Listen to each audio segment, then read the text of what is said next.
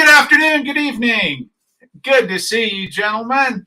Welcome, Jeffrey, Bogusla, and Tony. Good to see you, gentlemen, in the live room. Welcome to the Studio Q show. I happen to be live right now from the mountains of Colorado, but wherever you're at and whenever you're watching this, welcome, welcome. We've got a great review today, continuing on with the printing out paper processes. We're going to look at the salted papers, And this is really interesting because it added to my list of things to do in the darkroom kind of thing. So there's a lot to cover. I'm going to jump right in here and do this. But welcome, people who are jumping in on YouTube. I appreciate that. We'll see what we got going on over here. Thilo and Mr. Johansson. Hello, welcome. Good to see everybody. I like to shout people out. If they come in here, we need to say hello to them. Or at least I feel like I do anyway. So share, view, look at this, the 13th of November. What in the world is going on? But here we are, and we are, hey, Paul Smith from the UK. Hello, welcome, brother, welcome. Where is the time going? We don't know, but time waits for no man or woman, that's for sure. So here we are in the middle of November. Like I said, this is the salted papers part 2. I'm going to do one more part on this next week, albumin, and then we're going to go into the darkroom. So I can assure you that we're going to be moving on from these a little bit. And speaking of the darkroom, just got it mudded yesterday, all taped up, ready to go. We're going to start painting today. I got the plumbing in. I got all that stuff. We're going to hook the sinks up and all that, but should be a week out or so, which is really exciting for me. I'm terribly excited about this. Jeffrey sent this along. This is really interesting. The Scottish photographer, John Thompson. If you've never heard of this guy, very interesting. I told Jeffrey, I said, well, I appreciate that, of course, but I had a very interesting story about John Thompson. I was commissioned to do a whole bunch of portraits. I had 2 shows in Paris. 2010 and 2012. I can't remember which year it was. I had a 4-year thing with the gallery there in downtown Paris, the Santaree, the Center Iris for photography there. Pierre Gasson, good guy. He hooked me up for a few years there. Anyway, I had a couple of big shows there, and they commissioned me to do portraits there. And one of the guys that came in to do the portrait, make a portrait, we got talking, and he says, have you ever heard of this Scottish photographer, John Thompson? I said, yeah. I don't know much about him, but I've definitely heard of him. He said, well, I've got some original prints of his from China. I was like, really? I said, I would love to see those if you could bring them in at some point. I was there for, I don't know, a week at a time or 2 weeks at a time. I can't remember what it was. And it was at the end of one of my gigs there. And unfortunately, he never brought him in, so I didn't get to see him. But he was telling me about this Scottish photographer, John Thompson, that went to China in the 1860s and did this whole body of work. And if you haven't seen this, go check it out. Jeffrey sent this along, the bbc.com. You can go, Google that, pioneering Scots photographer who captured China. Beautiful negatives, wonderful portraits, and I would assume albumin prints. This is what this gentleman had of his. He said he had albumin prints. So really, really gorgeous stuff. And there, that little caption there says, a rare photo of Thompson himself with 2 Manchu soldiers in, I don't know, I can't pronounce the name, Xiamen, China in 1871. So you didn't get to see him a lot like us. We're usually behind the camera, not in front of it. So hello, Fareed. Good. Welcome. So thank you for passing that along. And he also did the first person to photograph the now world famous Angkor Wat's religious monument in Cambodia. So he was all over Southeast Asia, China, all that stuff with wet collodion in the 1860s and 70s. Really cool stuff. Thank you again for that. Nice little bit of information there. Now, this may not be something, this is very applicable today. This was from a few years ago. Came up on my social media, and I put it back up there a couple of days or weeks ago, whatever. But this is I go up to the unis here and do these demos in wet collodion. And they said, would you make a negative? I said, I can make a soft negative for you that you could print on developing out paper. They said, yeah, that'd be great. The guy holding the hat his name is Sweetman. He was the head of the photo department there. Really nice guy, a friend of mine. And so we got the group together, made this bright ambrotype. You can see me holding it there on the left. And I went ahead and I put in the sizing solution, I went ahead and put 3 drops of 10% potassium bichromate in the sizing solution on this salt print. And this print came out so, it was really, it shouldn't have ever printed on salt paper. And we're going to talk about this in a minute.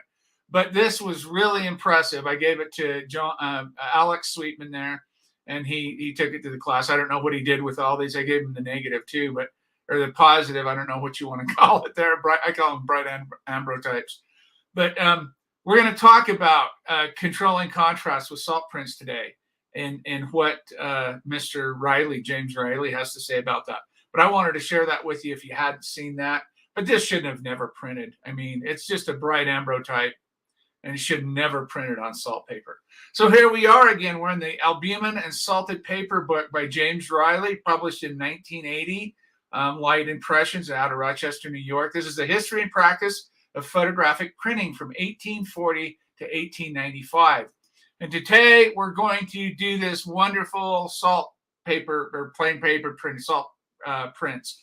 This is really interesting. Starts out, we all know who Thomas Sutton is, right? We've talked about him ad nauseum on this show, and his recipes, his ideas, his methodologies. He says a print on plain paper may be dead, foggy, inky, sunk in the paper, etc., but in its most unhappy state, it does not look vulgar. There's always a certain sentiment about it, even in its worst phase of failure. Thomas Sutton, 1856. They're really interesting that he started with a quote from Sutton there in the book on salted papers. Chapter 3, this is. So a little preface. Hello, Senor Colonialista. Hello. I think you're in South America, if I'm not mistaken, but welcome.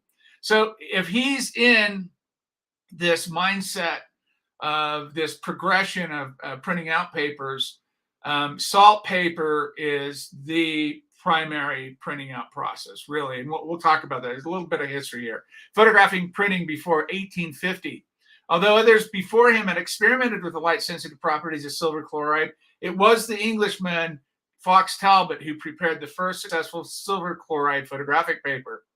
This discovery came in the years of 1834, 1835, and laid the foundation for all the subsequent printing out papers that were so extensively used in the 19th and early 20th century. And it's a real shame that they're gone today.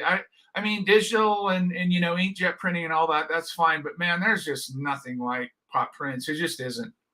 The details of Talbot's methods were not revealed until 1839. You can read that story as well. After news of Daguerre's success has spread around the world, Talbot's photogenic drawing paper was prepared in 2 steps. First, the fine quality writing paper was immersed in a weak salt solution and dried, right? We put the salt on it. The second step involved making the paper light sensitive by brushing on a strong solution of silver nitrate. We talked about this balance last week and what he did to make that work. The sensitized paper darkened when placed in sunlight and was stabilized, quote unquote, against further darkening at low light levels by washing the paper in a strong salt solution. He just used table salt at that point. At the suggestion of Sir John Herschel, Talbot changed to sodium thiosulfate, or hypo, as the fixing material and made the prints completely stable to light and left them with white highlights instead of the pale lilac highlights. I want to throw a little caveat in here. I got an email this week, or a message this week, from Samuel in Germany. And he said, why is my gelatin chloride turning pink or lilac color? And I got asking him questions and seeing where he went with the fix. And I think this is probably his problem. The white highlights of his whole image went kind of lilac pinky color. But anyway, if you're listening, Samuel, look into that. That's a good insight. So the white highlights instead of the pale lilac highlights.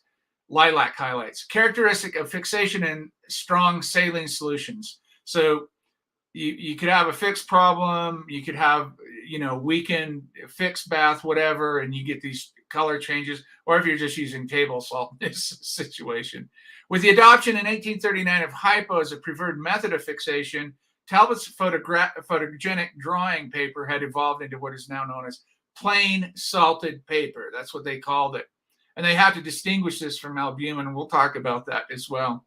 The positive printing material that was to become almost universal during the decade 1840 to 1850.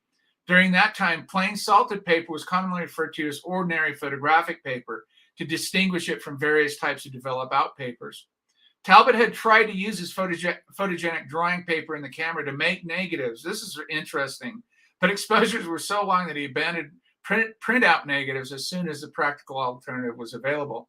He retained the printout method for positives, however, because the results were more controllable and, in his eyes, more aesthetically pleasing.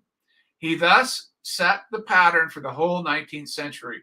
Development was regarded as a necessary evil for negatives, and as too troublesome and unpredictable for positives. Although the greenish black color of the developed positives was widely reviled as inartistic, although he himself employed only plain salt solution as the first step in making the paper, check this out. Talbot's prints were reddish brown in color and reflected the presence of gelatin used by the paper manufacturers as a sizing material. The French photographers found the papers they used did not produce the same results as English papers did because starch sizing was used by the French paper makers instead of gelatin. We're going to look into this here in just a minute.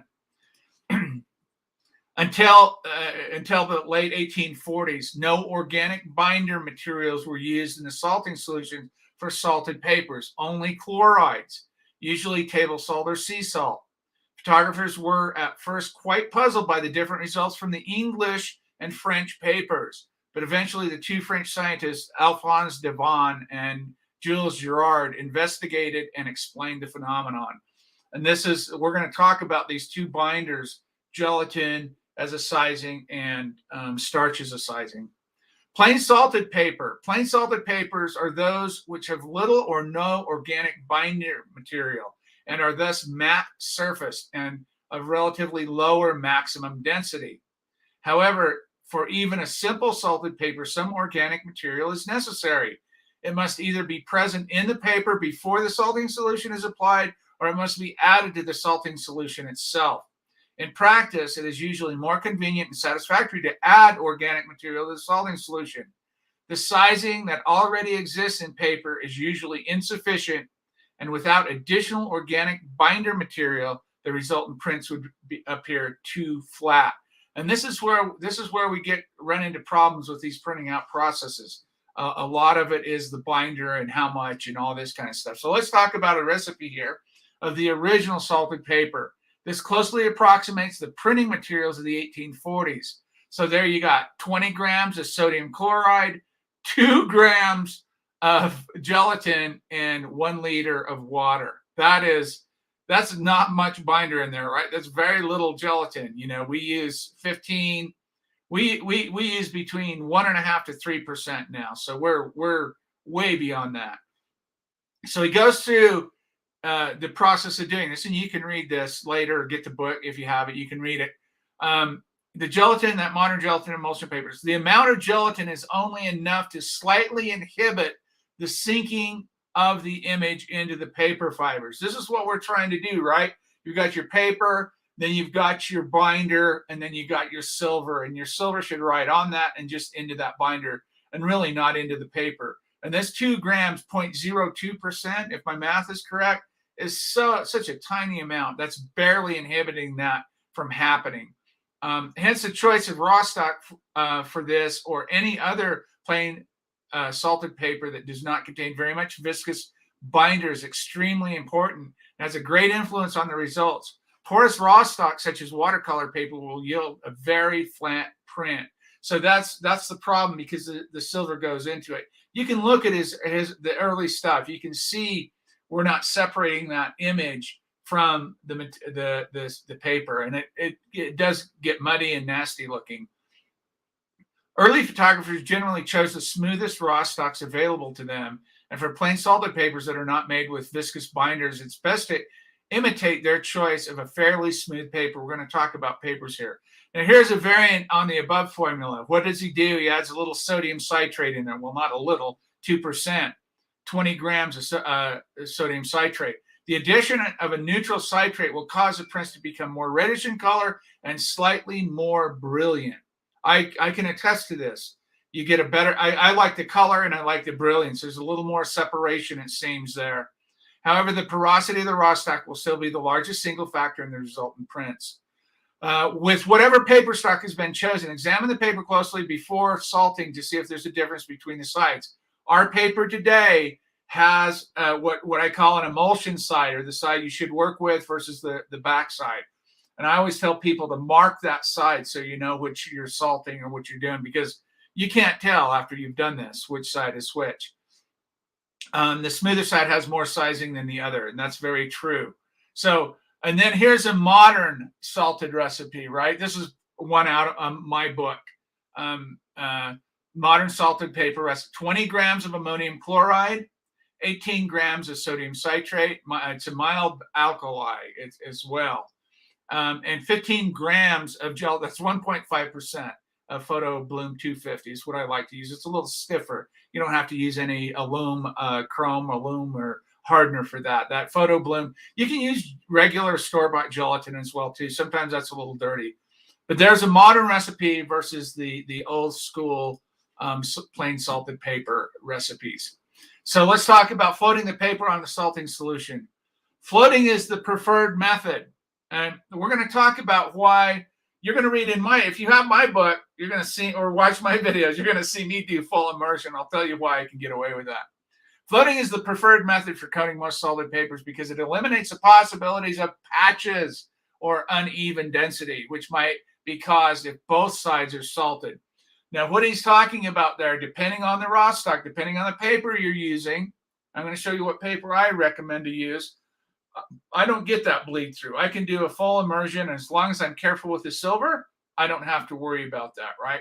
Not all papers will do this. Just keep that in mind. Not all papers will do this. So floating may be your primary way to get the salting solution on there. The patches of uneven density result when some of the silver solution is drawn from the back of the sheet during sensitization.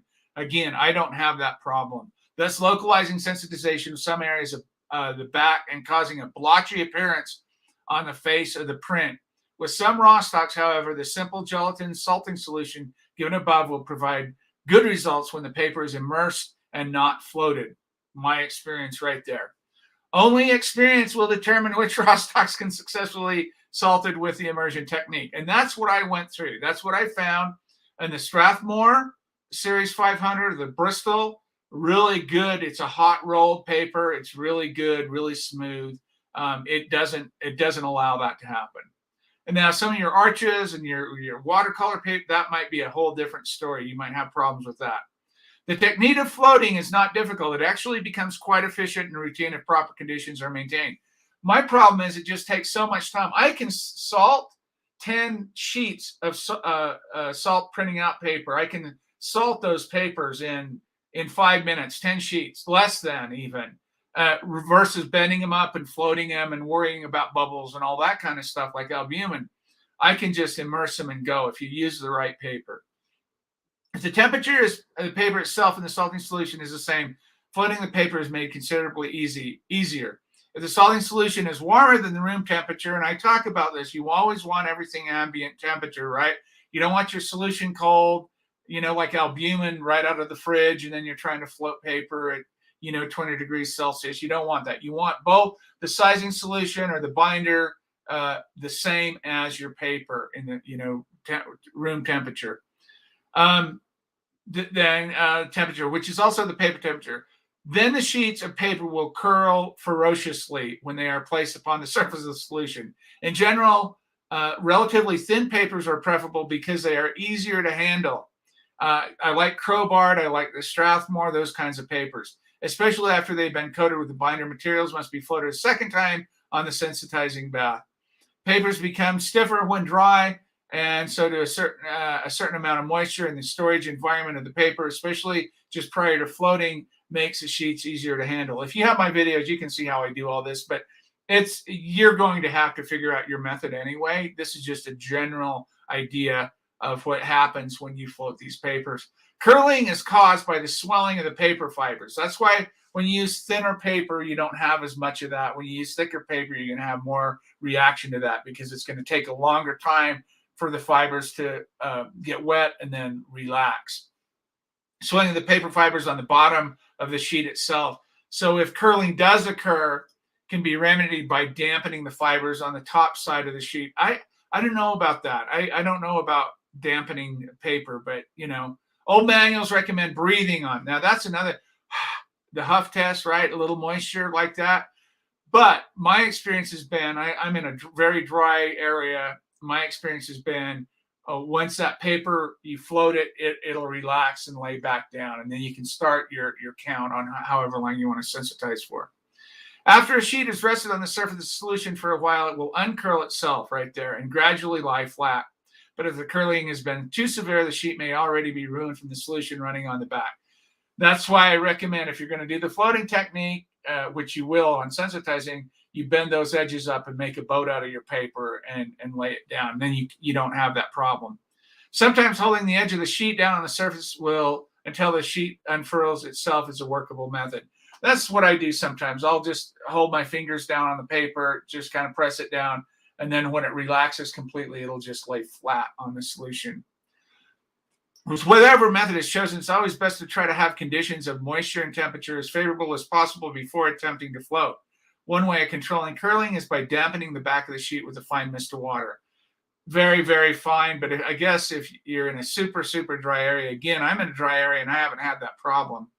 But the inexpensive plastic atomizers sold for various gardening uses will work, but large droplets of water must not be allowed to collect on the back. Yeah, definitely. While it is floating, only a minimum amount of dampening should be used. An alternative approach is when it works well for people to fold back about a half an inch. I say a quarter of an inch or 5 millimeters. Fold back the paper like the boat on all edges, and then float it on, and you don't have that problem. And 4 sides of the sheet, that's making kind of a boat. The creased edges reduce the tendency to curl, and folded flaps prevent the solution from reaching the back of the sheet. That's a good method in my mind.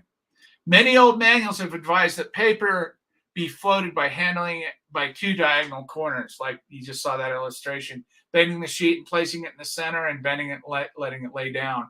It is then generally lowered until the corner touches itself and sheet floats on the surface. This technique nearly always results in a line of bubbles becoming trapped under the sheet in a diagonal line from the 2 corners not held in the hands. Here's my trick. Here's my claim to fame, guys, ladies and gentlemen. I use in the red light when I'm floating paper or in very low light, I have mirror under my glass silver solution. So I can put my paper on and I can look at the mirror and see up and see underneath the paper. And I can see if I have any bubbles, I'll pick it up, pop them, put it back down, right? Albumin's more problematic than salt. That's my trick.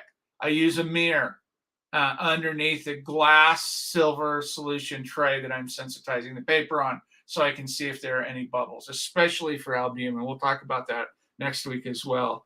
Better way is to first fold over about a quarter inch or 5 millimeters of paper to opposite corners of the sheets. He goes on through that, says bend it down. Bubbles may be forced out to the edges. What he's talking about is forcing the bubbles out like that. I find it, yes, I do that. I'll usually lay one side down and then force the solution to go off that end, then look at my mirror and underneath my paper and see if I have anything shining or see if I see anything glaring at me if bubble-wise. So if you have bubbles, what happens if you have bubbles? It's called measles. That part of the paper isn't sensitized, so you have white dots all over your print. Or a big white dot right in somebody's forehead if it's a portrait, right over their eye. It always happens that way. If any bubbles do appear, first lift the sheet from one corner, and if they don't break on their own accord, pierce them with a toothpick.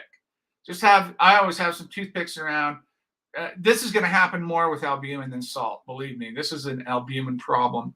And then replace it on the solution. When the sheets have floated for the required length of time, carefully lift one corner. That's what I do. Lift it up, let it drain. I turn them over. I recommend people turn them over, just like sizing, the same thing. You want gravity will pull those solutions down, right? So you want to make sure you rotate that paper well. By slowly lifting them, there will be less dripping liquid back in the tray. Fewer bubbles can be formed. Always check the surface of the solution for dirt or bubbles before attempting to float. Yep. The sheet should be hung to dry by the two corners of the long edge. So he's recommending hang them horizontal, right? Long edge, so that the downward runoff has the least distance to travel. This minimizes unevenness of the coating.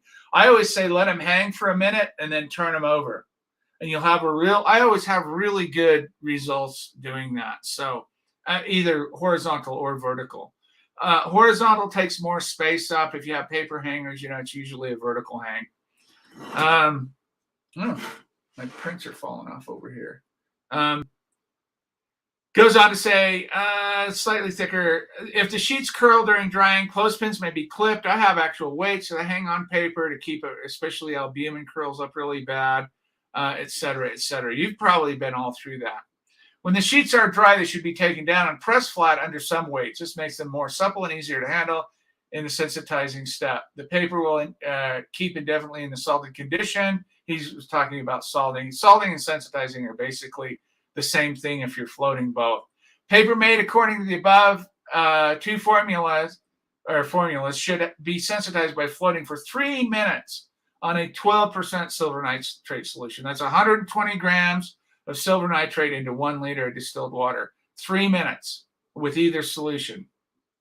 And we talk about different negatives and approaches and what sizing or sensitizing percentage you should use. So let's get interesting here. This is where we get interesting. We're going to talk about contrast control. Jeffrey says, coating silver, can you coat with a cotton ball? Yes. That's another, yes, Jeffrey, you can, a foam brush, a cotton ball. Sometimes people have a problem with applying manually like that with a cotton ball or a foam brush because they don't get it thick enough and they don't move it around and they don't let it absorb in. So they have spotty areas or they don't have complete areas. Floating ensures a nice, even coating. But if you want that edge, if you want that look, which, I think it's a little bit overdone myself, but whatever you're after, But yes, you can coat with a cotton ball or a foam brush for sure for silver. Yes, absolutely. Contrast control on salted papers. Each type of silver printing paper has a characteristic gradation and contrast. This means that only a certain type of negative, I talk about this a lot, will give optimum results with each kind of salted paper. So every negative made does not mean it's going to print wonderfully. Just because it looks like a negative, it doesn't mean it's going to print great, right? I've talked about this search of this perfect process for wet coating negatives. I stand on my kind of conviction that these 19th century and early 20th century wet coatinists making negatives had this down, and they had these little tips and tricks just starting with the collodion alone, right? Very few of these negatives were made with bromo-iodized collodion. They were only made with iodized collodion, not any bromides in it. Secondly, they never shot really wide open lenses. They always had them stopped down. They were, and there are tips and tricks to making the negative. And then there are tips and tricks at getting the optimal prints. I have never seen a salt or albumin print today that's equivalent of the best of the 19th century. For whatever reason, we can debate that, but it's my opinion. It's how the negative is made, understanding light and the optics and the chemistry, and then these tips and tricks in the printing out processes they use. So my goal is to achieve that same look, not a modern albumin or salt print. People do those all the time. They're quite common now, in fact. But there's something special about that 19th century aesthetic, and it has a lot to do with those things, in my opinion. But let's talk about contrast control in salted papers. those certain types of negatives will give optimal results with each kind of salted paper. In fact, I'd go to any P.O.P process that requires a certain type of negative. For example, the plain salted papers given above are very soft working papers and require negatives of far greater density range than any modern develop out paper. The reasons for this has to do with the basic nature of printing out papers and the smoothness or porosity of the paper stock. A detailed explanation of the tone reproduction characteristics of albumin and salt papers will be given in chapter 7. But briefly stated, the more matte surface a paper is, the lower the contrast of that material is likely to be. Albumin paper, therefore, requires a less contrasting negative than plain salted papers. Right there is we're starting to get into some of those ideas. Techniques for increasing the contrast of printing out papers do exist, and they can be especially useful in printing negatives with a less than optimum density range. That bright ambrotype I just showed you a couple of minutes ago, this is what we're talking about. Although I'd never do that on purpose. It was just a test to see. And I'm sure I got it from here. In the 1840s, the paper negative process then in use were well suited to salted paper printing, right? They were hard negatives, as we say, since they often produce harsh negatives. I like hard. For modern negatives that have been made for printing processes with greater inherent contrast, it's helpful to have a means by which such negatives may be printed on salted paper. Controlling the intensity and color of the exposing light is one convenient way to control contrast. Think about that. Controlling the intensity and the color of the exposing light is one convenient way to control contrast. We can have a conversation on color intensity at some other time, but some of you understand that. And this is discussed more fully in chapter 7. The chloride content of the salting solution also has an effect on contrast. Large increases of contrast are possible only with the use of chromates. And this technique does allow otherwise unprintable negatives to produce good prints. Not excellent prints, but good prints. Nevertheless, a judgment of years of experience by many different writers on silver printing is that the best salted paper prints are always made in sunlight with optimum negatives and without resorting to contrast enhancing additions to the salting solution. So it's possible, it's not recommended. If you're after that primo kind of P.O.P print, it's you got to have the negative and you got to do it right. You don't want to be using dye or bichromates in your salting solution. The addition of chromium salts to the salting solution is a basic method of control contrast enhancement. This technique is presented here only as an alternative for use when a print is desired from a too thin negative. It has no place in regular practice. Boy, he really emphasizes this, since the finest results may only be obtained by using the pure process with optimum negatives. I don't know about the word pure, but that's okay. We get it. The discovery that chromium salts led to higher contrast was made by Ferdinand, you say his last name, Ferdinand H., in the mid-1890s, a time when printing out papers were gradually losing ground to developing out papers. For most of the 19th century, photographers depended mainly on the control of the negative density for contrast control. There's another clue. Keep these clues and keep these ideas in mind as we go through this and look at all the shows we've done on making negatives, on the different ideas, on how did they obtain these unbelievably exquisite prints. How did they do that? Well, little clues all through this. Contrast control in the print. That is why so many intensifier formula are found in the 19th century photographic manuals. Chromated papers were introduced to the market in the late 1890s but their sales amounted to only a small portion of the total sales of printing out papers. Potassium bichromate is the chromium salt most often employed for the purpose of increasing contrast. Either one will work, though. A convenient way to use this is to make a 5% stock solution. I make 10% because I do pigment prints and I cut it down, but with distilled water. Caution, potassium bichromate or dichromates. Chromates are very toxic and should be handled with care. Some individuals are extremely sensitive to it. So this is one of these carcinogenic compounds. that if you mess with it, be very, very careful. If you're doing pigment prints, you already know that.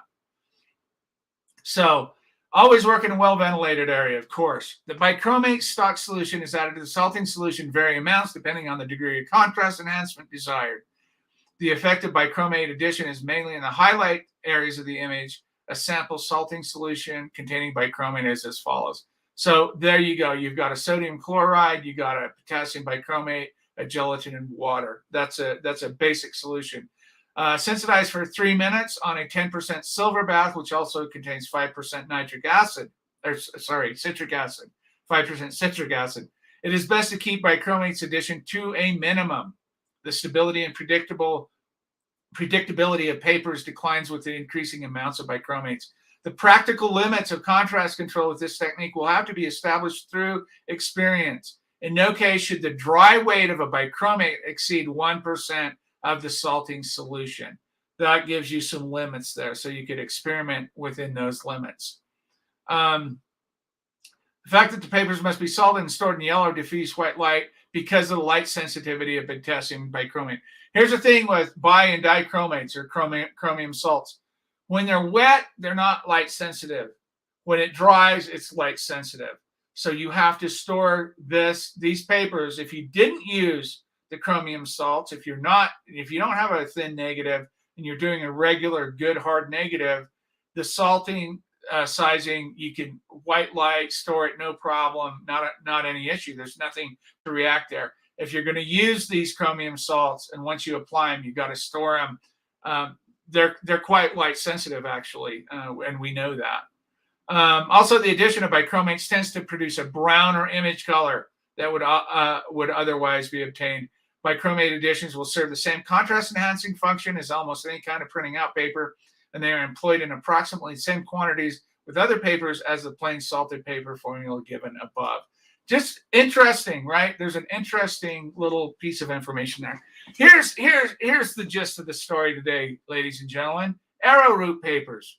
If you've never done an Arrowroot or a starch salt print, ears up here.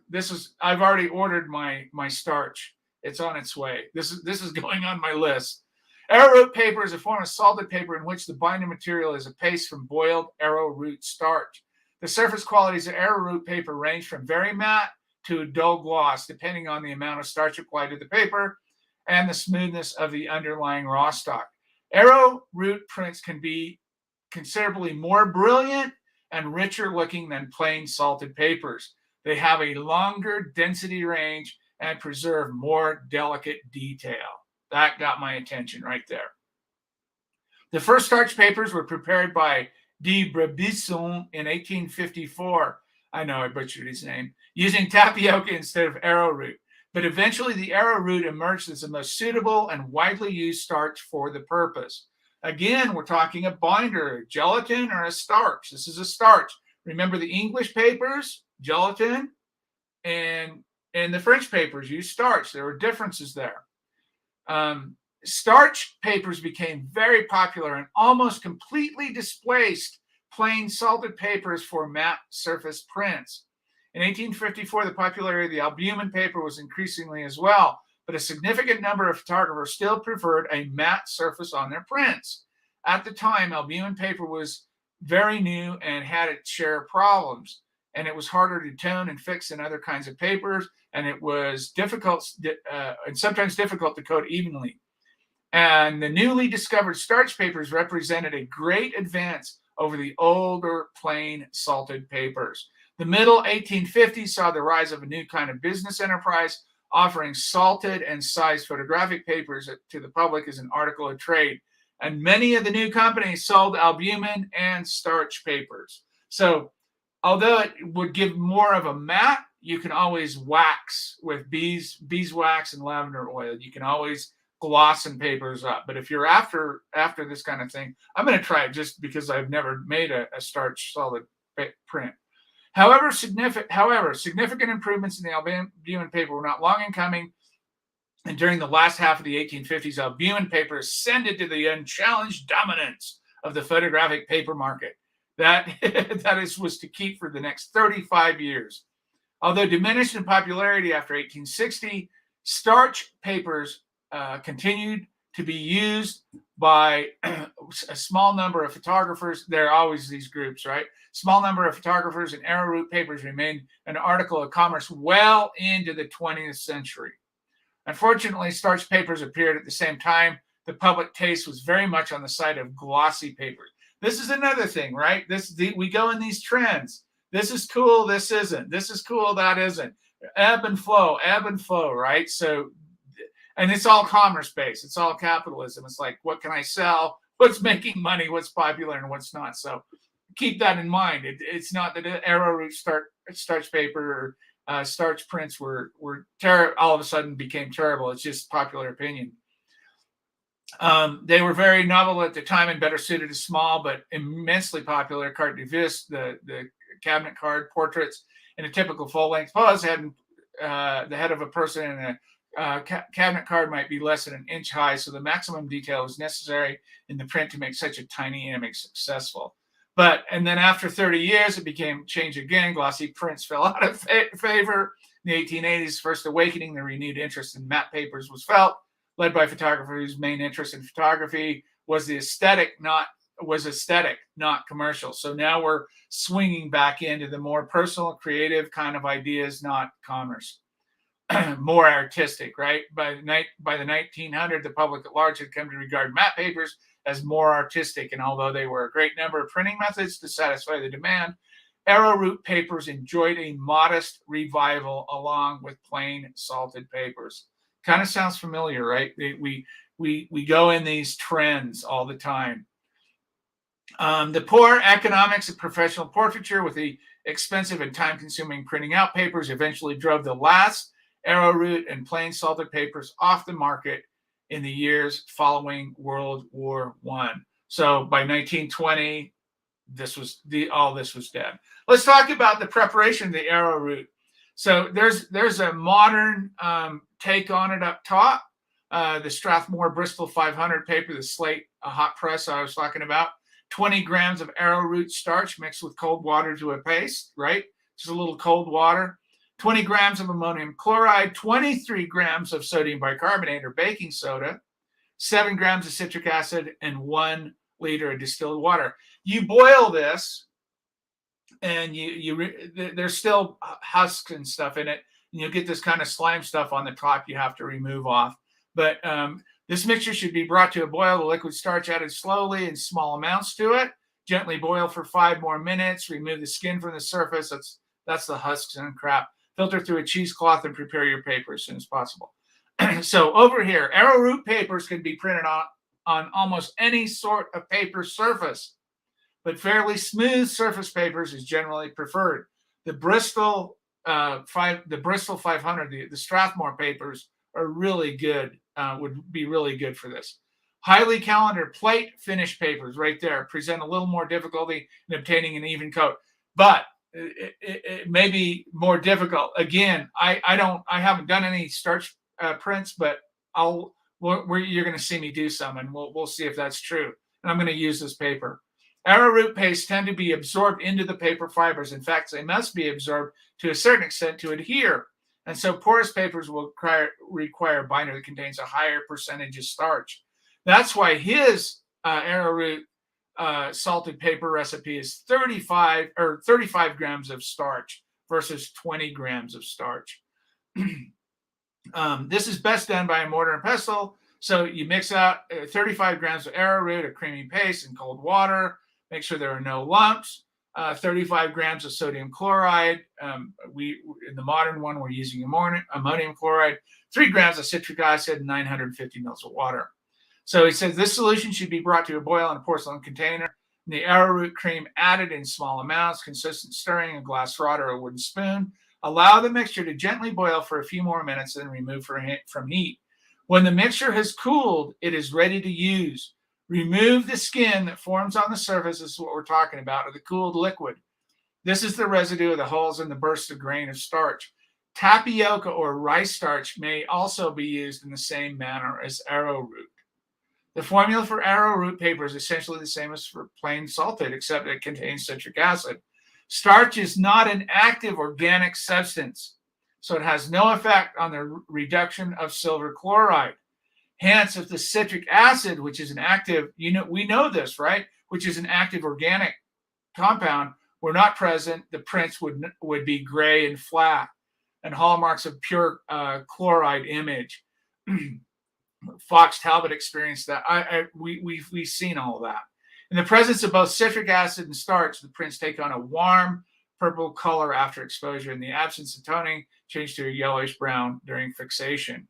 So coating papers, if you're using 2% or less, that's 20 grams or less, it's fluid enough to allow the paper to be floated on. You can still brush it on though. This is a little more difficult than floating on albumin or thin gelatin solutions, and will not provide much of a binder on the surface of the paper as other methods. Heavier coatings like his, 3.5%, 35 grams, starch may be obtained by immersing the sheets into the dissolving solution, then drying them out through 2 glass rods, like an old washing machine roller or a burnisher, right? This method, most recommended in old manuals, is to first pin the sheet of paper to a flat board, use a thin flat brush, and apply a 3 to 4% starch base. So, a nice foam brush, apply it on. The salting solution, lightly applied by brushing in one direction, then distributing. We know how to do this. There's the Bristol paper that I like, the Strathmore 500. You can experiment if you want to play with these things. Then use a round brush is used to even out the coating and remove excess space until a uniform matte surface is obtained. The difficult part is to keep the coating as even as possible at every step of the operation. If the paper is textured, care must be taken to ensure that the paste is uniformly brushed into all the crevices, because it won't sensitize if it doesn't, or the silver will get down into the paper fibers. Still, another approach is to apply the paste with a sponge.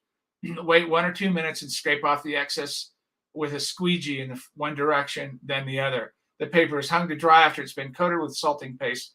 Only experience will determine, this is always true, which is the best approach to coating the paper for any given stock or individual. So, Arrowroot papers should be sensitized by floating on a 12% solution that also contain 4 to 5% citric acid. The length of time for floating starch papers on the silver bath is generally shorter than with other papers. If the coating of the arrowroot is not a heavy one, 30 seconds may be sufficient. For heavily coated papers, maybe a minute and a half at most may be required. Too long floating, if you leave it too long, if you're doing the 3-minute job, 2-minute job, can result in grained flat prints, especially with porous papers. The silver nitrate solution may be applied with a wide brush. Citric acid additions to the silver bath will produce paper that will keep for several weeks after sensitizing. How about that? Man, we're into the dry plate stuff now. Several weeks of paper sensitized, ready to print. That is cool. The toning of arrowroot papers may be done with any of the toning formulas given in Chapter 8. So, real quick, let's just cap this off by going over the process of whatever papers you're doing. Gelatin, starch, albumin. This is what happens. Step 1, initial wash. So after you've exposed it, right, in order for the papers to have necessary sensitivity, they must contain an excess of silver nitrate. We know that. The initial wash, usually about 10 minutes in running water, is the first step in processing, serves to remove this excess silver nitrate. And if you're on really pure water, throw a pinch of salt in there too if you want, or a little bit of salt. It'll help. If it were not removed at this stage, the silver nitrate would retard or completely prevent any toning from taking place. If you've ever had this happen, which Ma has, you didn't get that initial excess silver nitrate off. Why isn't this toning? Why isn't this print toning? You didn't wash it long enough. You didn't remove all that free silver from the print. So taking place, and if it were still present when the print is fixed, black stains would be the result. In large-scale printing operations, the first wash water is carefully saved, and yeah, you can do that, but we're not going to talk about that. Step 2, toning. Now, you can tone after you fix or before you fix, and here's a good case to do it before. Okay, the toning process is the largest single factor in determining the final color. We know that. It is performed before the fixing steps, although it may be done after the fixing with equal success, because the toning process forms silver chloride as a byproduct, and this would therefore resensitize the print if it had already been fixed. Think about that. That's very interesting. The toning step is performed in weak light if the prints are to be toned by inspection and not by rule. Otherwise, all the processing steps up to this and including fixing are performed in yellow light. Step 3, washing before fixing. A short wash, 3 to 5 minutes, excuse me, in running water is given before the prints are transferred to the fixing solution. So this clearing of these solutions are really important as we go through this processes, these P.O.P processes. Interaction between the fixer and toner may cause changes in the fixing solution that would damage the color and permanence of the prints. These are really important points here. Step 4, fixing. The purpose of fixing, this is you tone, now you've washed the 3 to 5 minutes, now fixing. The purpose of fixing is to remove the unreduced silver chloride and other light sensitive substances such as silver citrate. We know this double decomposition. Now we know toning produces some of these things, which may be present. A fixer composed of an alkaline, 15% solution of sodium thiosulfate solution, that is 150 grams to a liter, right, is useful for all albumin and salted papers. The time of fixing should be 8 to 10 minutes. For maximum permanence, 2 fixing baths are used. Print should be fixed for 4 minutes in each bath and drained for at least 5 seconds before placed in the second bath for fixing. They don't want to kind of cross-contaminate all that. A fresh batch of fixer should be made for each printing session. You can't get that. A fresh batch of fixer should be made for each printing session. The extra silver present in the salted papers quickly exhausts fixing baths, and even unused fixer solutions break down very rapidly. Step 5, washing before hypoclearing treatment. The print should be given a short 2 to 4 minute wash in running water before treatment with a hypoclearing agent. This wash removes large portions of the hypo and avoids overloading the mechanisms of hypo removal. How sodium bisulfate works, this interferes with it. Step 6, treatment with a hypoclearing agent. The use of hypoclearing agent is recommended to aid in the more complete removal of silver thiosulfate complexes, which may cause damage to the print. A 3 to 4 minute treatment in a 1% sodium, that's 10 grams to a liter. Sodium sulfite solution is required. Sodium sulfite is cheap. You should probably already have that if you're doing pigment prints anyway. You can make you a little hypo mixture, clearing mixture there. And then 7, final wash. Depending on the thickness of the raw stock, the print should receive at least a 30-minute wash. After all that, an effective print washer. Heavier papers may require a longer wash. That's why I kind of like thinner papers. They do wash a little quicker that way. 30 minutes will do it. Step 8, drying. Print should be dried in a number of ways. A good approach is to gently blot them on high-quality photographic blotters and air dry them face up on fiberglass screens. So there's a quick rundown. The takeaways here are the Arrowroot paper and understanding some of the difference in binders. I will make, and I've got a pound of Arrowroot starch coming. I will do some experiments. I've got some great negatives to work with to do tests on these. So these will be quite simple to run in the darkroom. I will do tests on these salted paper prints, his method, his style versus the more modern ones, and see what kind of results. I'm really quite excited to try the starch stuff. So if you have any questions, shoot them over. If not, we will continue on. I wanted to make sure we got through that. I knew it would eat up most of the hour there. Next week will be the albumin print. And this is really interesting stuff too. Understanding P.O.P prints and then understanding the 2 dominant printing out processes, which are definitely the salted papers and the albumin silver print, are the main foundations of understanding what collodion negatives, how to print, how to get these maximized, beautiful kind of prints from these negatives. His book is absolutely the go-to on this stuff in my mind. And chapter 7 and 8 for toning and different address. I don't know that we'll look too much there. I may drop in a couple of things, but definitely download this book and read it. Keep it in your library because you'll refer to it quite a bit. Has anybody out there made any starch prints, arrowroot salt prints, or tapioca or rice or any? Yeah. Oh, Tony and Boguslav both. What do you guys think of them? Have you used the arrowroot, and what do you think of them? Chopper says, when they were hinting to use a colored filter to help contrast when exposing the sun green. No, you should, if you want to control your contrast that way, shade, printing out the color is that is exposing what color temperature. Like if you're in a green forest or you're in a bright UV blue, actinic scenario, that has nothing to do with using color filters at all. It's just understanding what temperature of light you're using.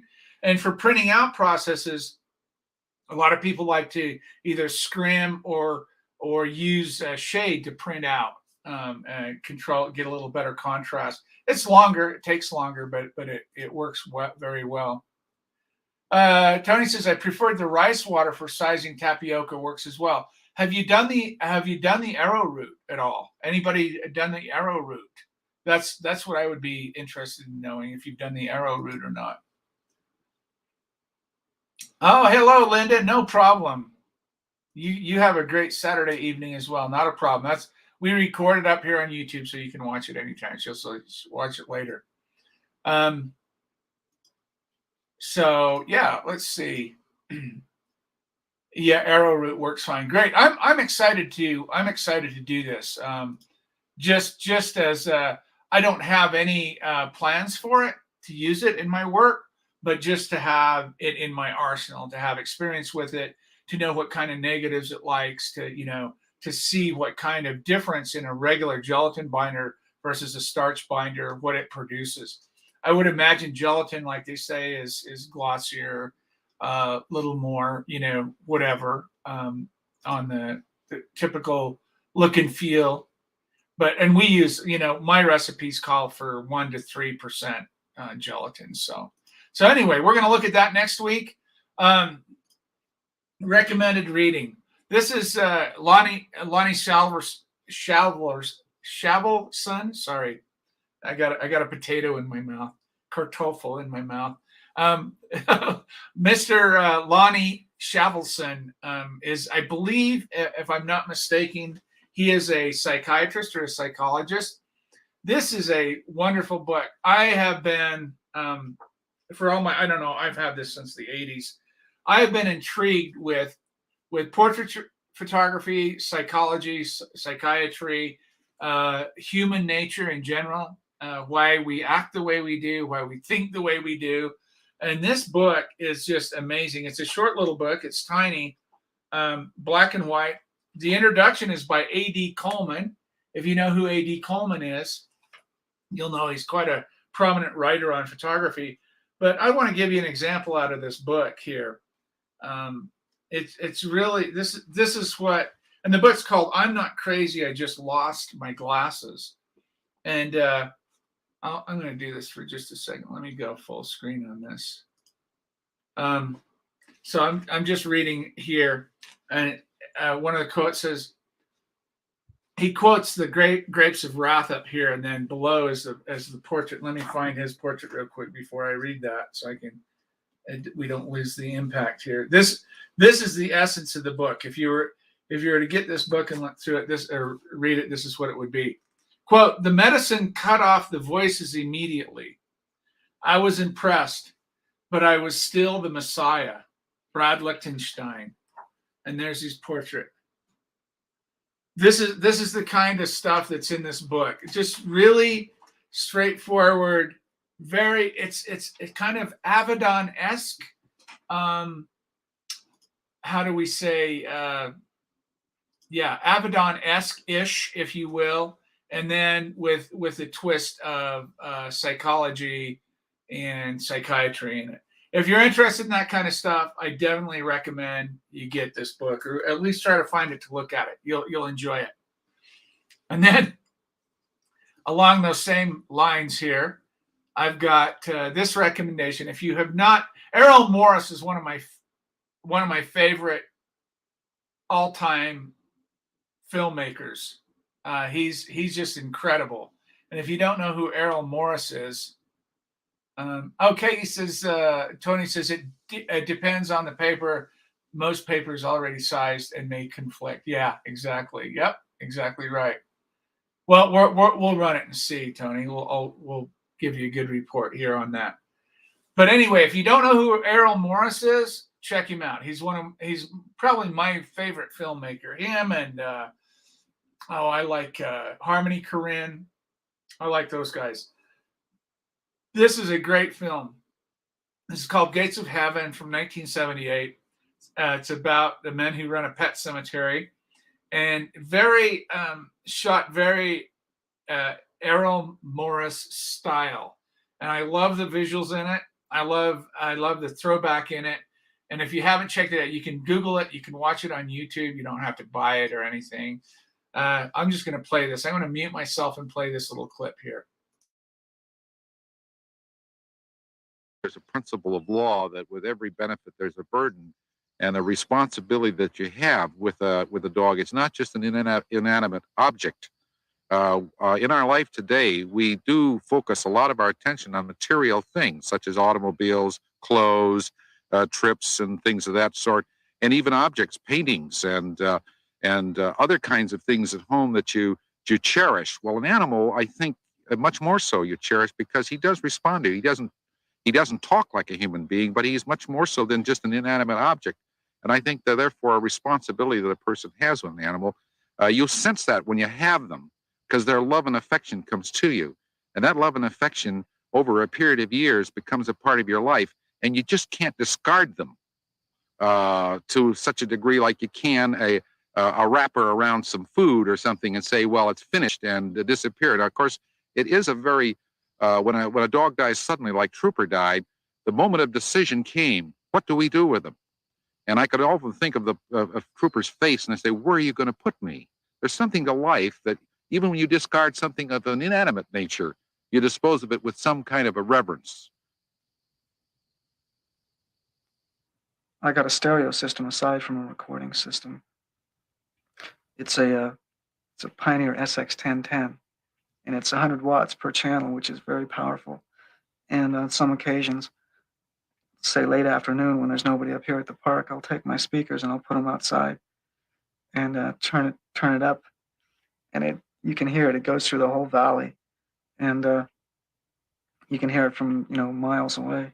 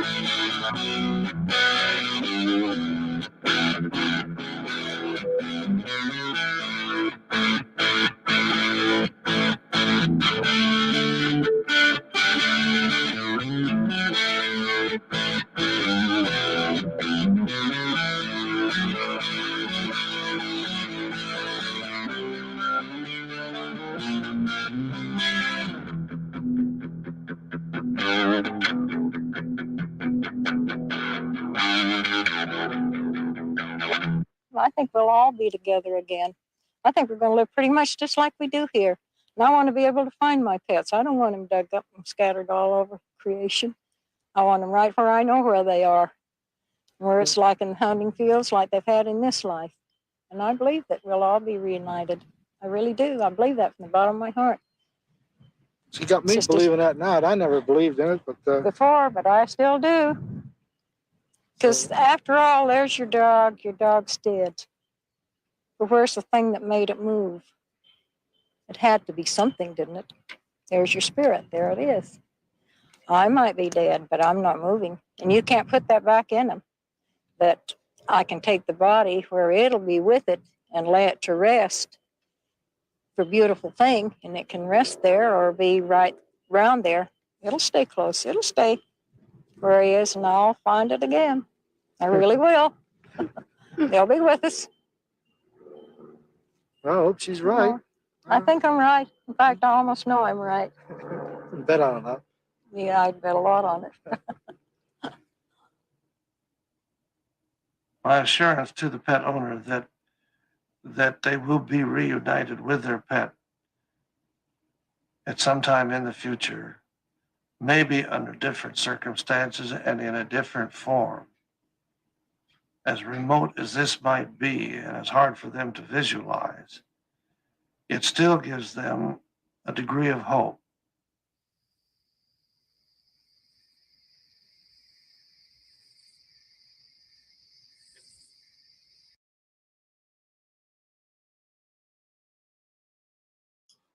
It's a very interesting film, and it's a commentary on both.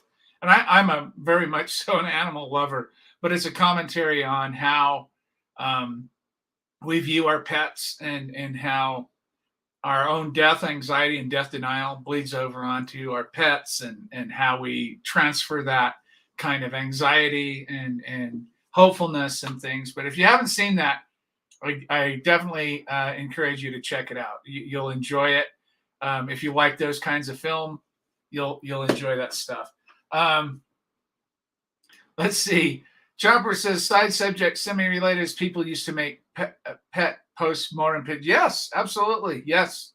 It's in the same vein of keep living, right? Our if you've watched our death anxiety on this channel, on this YouTube show, you'll know death anxiety is a prominent. This is the reason we do the things we do, whether it's making photographs, keeping our animals or our family members alive through photography. That kind of stuff is the driving force behind all this. Is death anxiety and death denial. That's what it is. Pets don't know, animals don't know they're going to die. Humans do know they're going to die. And that's the primary motivation for everything we do. We want to keep living, whether it's making more human beings, making a body of work, writing a book, becoming famous, whatever it is, that's what we're driven to do that. I'm very, very well aware.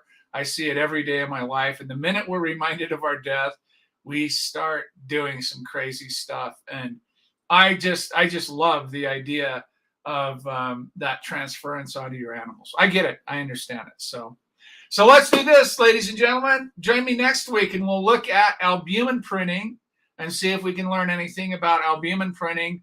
And maybe the week after that, I think we'll look at some stuff in the darkroom and see how we go. Thank you, Bogus Slaw. Thank you, Tony and Jeffrey and everybody on YouTube. Thank you. Have a great week. Have a great day. Stay healthy, stay safe, and stay happy. And we'll see you next Saturday. Bye-bye. Ciao.